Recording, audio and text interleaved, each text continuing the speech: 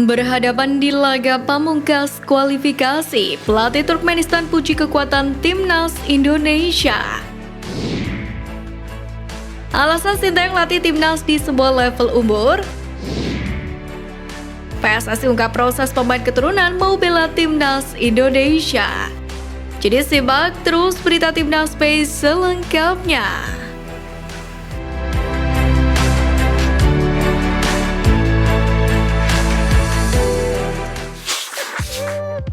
Berhadapan di laga pamungkas kualifikasi, pelatih Turkmenistan puji kekuatan timnas Indonesia.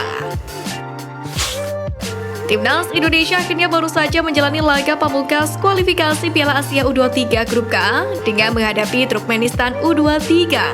Laga yang dihelat di Stadion Manahan Solo itu berjalan cukup panas, sebab kedua tim ini berambisi untuk menjadi yang terbaik di Grup K kualifikasi Piala Asia U23.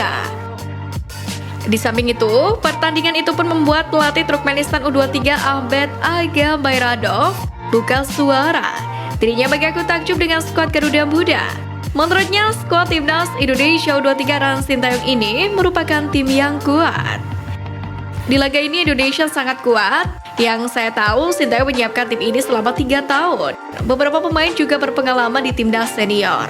Itulah mengapa saya pikir Indonesia sangat kuat, ungkap Ahmet Aga Bayradov.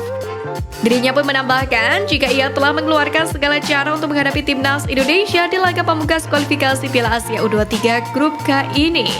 Sebab Turkmenistan sendiri juga ingin lolos ke Piala Asia U23 tahun depan dan ikut serta Olimpiade Paris 2024. Terlepas dari hasil pertandingan tadi, ungkapan pelatih Turkmenistan U23 itu ada benarnya. Sebab para pegawai Garuda yang memperkuat timnas Indonesia kini mayoritas diisi dengan pemain yang diproyeksikan untuk menghadapi Piala Dunia U20 kemarin. Namun sayangnya, hal tersebut batal terjadi karena pada tahun 2021 dibatalkan karena adanya pandemi COVID-19. Sementara tahun 2023 dibatalkan karena adanya masalah non-teknis. Sementara itu, pelatih timnas Indonesia U23 Sintayong sendiri sebelumnya tidak memandang remeh Turkmenistan, walaupun dirinya sudah mengetahui kekuatan Turkmenistan secara langsung di laga perdana kualifikasi Piala Asia U23 Grup K, yakni ketika melawan Taiwan U23 pada 6 September kemarin. Menurutnya, Turkmenistan bisa menyulitkan langkah skuad Garuda Muda. Hal ini karena ranking FIFA Turkmenistan saat ini sedikit lebih baik, di mana tim Asia Tengah itu berada di ranking 141, sementara Indonesia saat ini di posisi 146. Kondisi kini jadi sinyal bahwa Turkmenistan bukan lawan yang mudah untuk dikalahkan.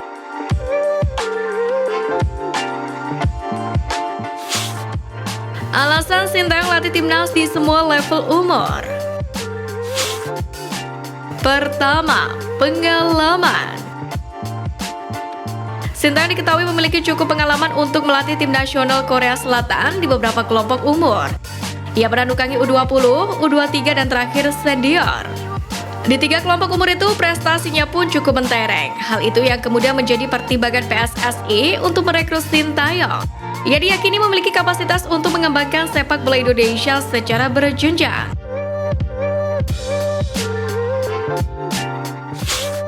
Kedua, roadmap sepak bola.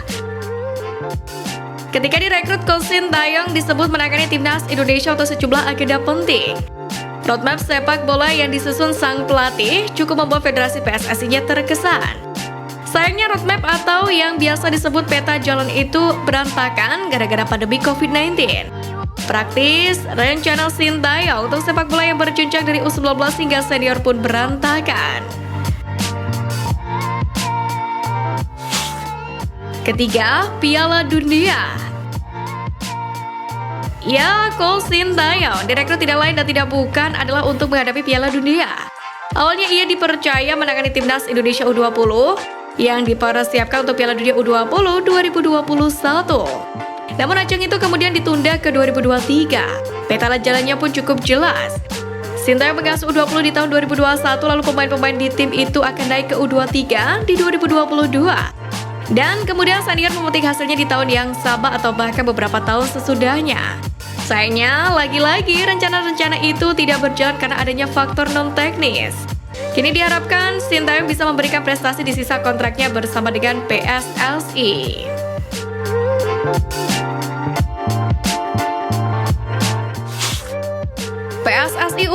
proses pemain keturunan mau bela timnas Indonesia. Sebagaimana diketahui semenjak Sintayong melatih timnas, dirinya memiliki proyek untuk menggunakan jasa pemain keturunan demi mendongkrak prestasi skuad Garuda di kancah internasional. Hal tersebut dinilai sudah membuahkan hasil, salah satunya yakni kelolosan timnas Indonesia di Piala Asia 2024. Sementara itu, kini PSSI mengungkapkan proses awal pemain-pemain keturunan hingga akhirnya bisa membela timnas Indonesia. Sejak era Muhammad Iriawan sebagai Ketua Umum PSSI, ada 6 pemain keturunan yang datang. Adalah Sandy Walsh, Jordi Amat, Elkan Bagot, Ivar Jenner, Rafa Struijk, dan Saint Patinama. Kini terbaru ada JIZ yang kini dikabarkan sedang melakukan proses naturalisasi untuk menjadi warga negara Indonesia. Tentu saja 7 pemain tersebut bisa menambah kekuatan dari skuad Garuda. Sebenarnya, ada beberapa pemain keturunan yang juga dibidik oleh PSSI. Namun beberapa pemain tersebut memutuskan untuk tidak menjadi WNI. Manajer Timnas Indonesia Endri Irawan sendiri mengatakan bahwa proses kedatangan pemain-pemain keturunan ini ada langkah awalnya. Pertama, semua ini ada di tangan pelatih Timnas Indonesia Sintayong. Pelatih asal Korea Selatan itu melihat bahwa pemain-pemain yang ada di Indonesia masih belum cukup membuat tim merah putih bersaing di level internasional. Maka dari itu dirinya mencoba mencari data pemain-pemain keturunan Indonesia yang berkarir di luar negeri. Dari sanalah Sintayong mengajukan nama-nama ke PSSI dan Federasi pun langsung bergerak cepat, yaitu untuk melobi-lobi pemain-pemain itu mau membela timnas Indonesia atau tidak. Di samping itu, puncak pertanyaannya apakah PSSI akan menaturalisasi pemain keturunan lagi atau tidak. Dalam hal ini Endri Irawan pun menjawab dengan lantang. Mungkin iya, tapi belum ada gambaran seperti apa karena kami masih mencari yang terbaik untuk menutupi kekurangan-kekurangan di timnas Indonesia. Tentu, harapan para supporter timnas Indonesia ingin PSSI menambah pemain keturunan untuk memperkuat Panji Merah Putih.